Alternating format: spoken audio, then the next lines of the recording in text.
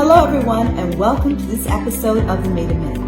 I want to let you know that we are still seeing patients in our office, but now are taking some precautions because of the COVID-19 pandemic. We have been implementing these procedures for approximately 4 weeks, and they seem to be working really well. First of all, we are separating our sick patients from our well patients to avoid spreading the disease.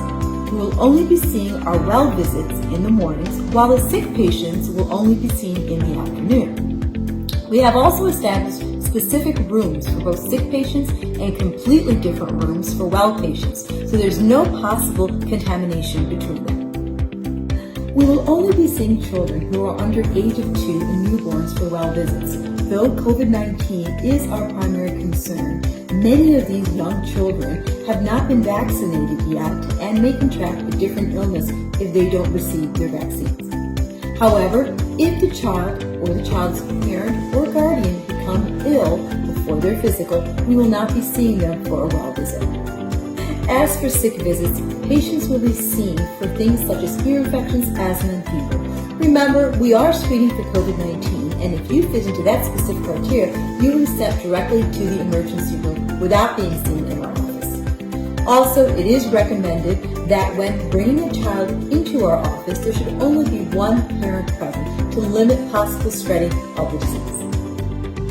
Patients will also not have to wait in the waiting room, but will be led into the office immediately. Staff will be wearing protective equipment at all times and may possibly ask you to wear a mask as well. I hope that these accommodations make everyone feel much more comfortable in these uncertain circumstances. If you don't feel as though you should come to our office for a visit, our telemedicine program is operating 7 days a week. So feel free to call our office and speak with one of our receptionists who will direct you to a provider. The CDC recommends that you wear a cloth face mask that covers your nose and mouth in public areas when you go to places such as grocery stores and pharmacies where it is much more difficult for social distancing. Please, whether you feel sick or not, wear a mask to help stop the spread of the coronavirus. The antibody testing has begun and will hopefully soon be used in all areas of the state.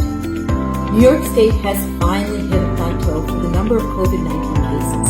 This is positive, and hopefully this trend will continue. Also, studies show that young children aren't at high risk for COVID-19 unless they are newborns or have some sort of chronic health condition.